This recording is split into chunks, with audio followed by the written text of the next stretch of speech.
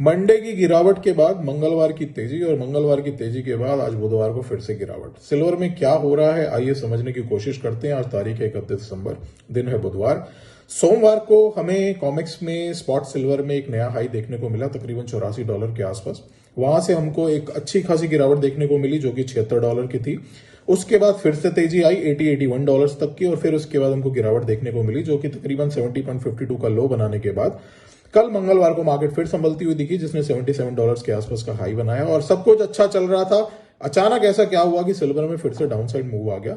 तो देखिए उसके पीछे एक रीजन है। उसके पीछे रीजन ये है कि शिकागो मर्केंटाइल एक्सचेंज, जिसको हम सीएमई बोलते हैं, जो कि इंटरनेशनल गोल्ड और सिल्वर के मार्जिन को डिसाइड करता है, उसने ओवरनाइट जब मार्केट खुली उसके बाद मार्जिन रिक्वायरमेंट बढ़ा दी। ठीक है, ये मार्जिन रिक्वायरमेंट कितनी बढ़ी है? गोल्ड में 9% बढ़ी है तकरीबन, सिल्वर में बढ़ी है 30%, प्लैटिनम में बढ़ी है 25% और पैलेडियम में बढ़ी है 22%। ये जो 30% सिल्वर मार्जिन रिक्वायरमेंट बढ़ी है, जिसकी वजह से इंटरनेशनल मार्केट में जो सौदे खड़े हैं, जो लोगों को जिनके पास जो सौदे इनके एग्जिस्टिंग सौदे हैं, उनको एक्स्ट्रा मार्जिन भरना पड़ेगा या पोजीशन लिक्विडेट करनी पड़ेगी। इसी वजह से हमको मार्केट में पैनिक देखने को मिला।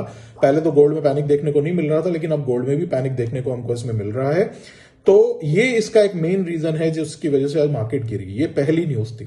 लेकिन इसके साथ ही एक न्यूज और है। आई शेयर सिल्वर फंड, जो कि सबसे बड़ा दुनिया का सबसे बड़ा ETF फंड है, उसमें हमको थोड़े दिन पहले 22 तारीख को 22 दिसंबर को 533 टन की सिंगल डे बाइंग देखने को मिली थी, जिसके बाद हमारे को इंडिया मार्केट में भी और इंटरनेशनल मार्केट में भी एक बहुत बड़ा मूव देखने को मिला था। इंडिया मार्केट में तकरीबन 40 से 50 हजार रुपए चांदी बढ़ी थी एक हफ्ते के अंदर, एक हफ्ते 7-8 दिन में।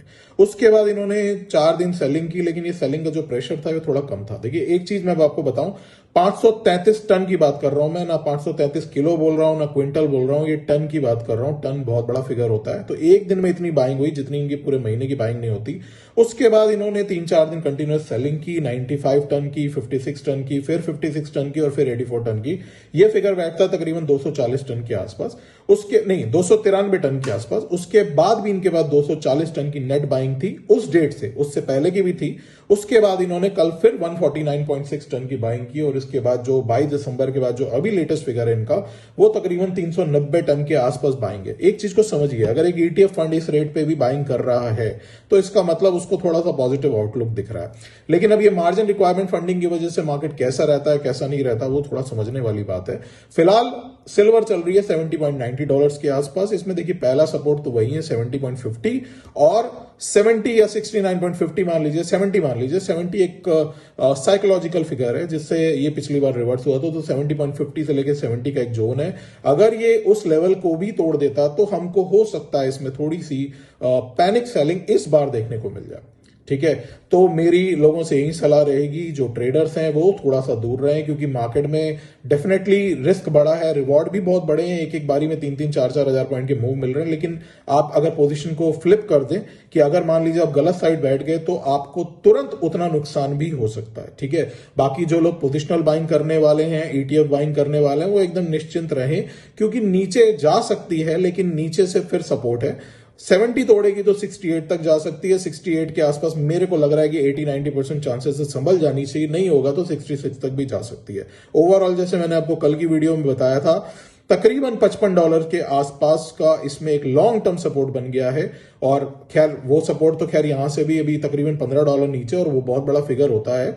लेकिन मेरे हिसाब से $66 के आसपास, हालांकि ये मेरा कोई बहुत कंस्ट्रक्टिव व्यू नहीं है, मैं इस पर डेफिनेटली एक दूसरी वीडियो बनाऊंगा और इसको एक ऐसा डिस्क्लेमर भी मैं आपको बोल दूं कि इस हिसाब से कोई पोजीशन मत लीजिएगा। लेकिन अगर आप एक फिजिकल सिल्वर बाय करना चाहते हैं रिटेल में, ETF बाय करना चाहते हैं, लॉन्ग टर्म होल्डर हैं, ट्रेडर्स के लिए कोई सलाह नहीं है। ट्रेडर्स के लिए मेरी वैसे भी, मैं इंट्राडे में ज्यादा बिलीव करता हूं, मैं इस तरीके की पोजीशंस लेने में बिलीव नहीं करता, क्योंकि $5-7 का स्टॉप लॉस देने का कोई सेंस नहीं है मार्केट में।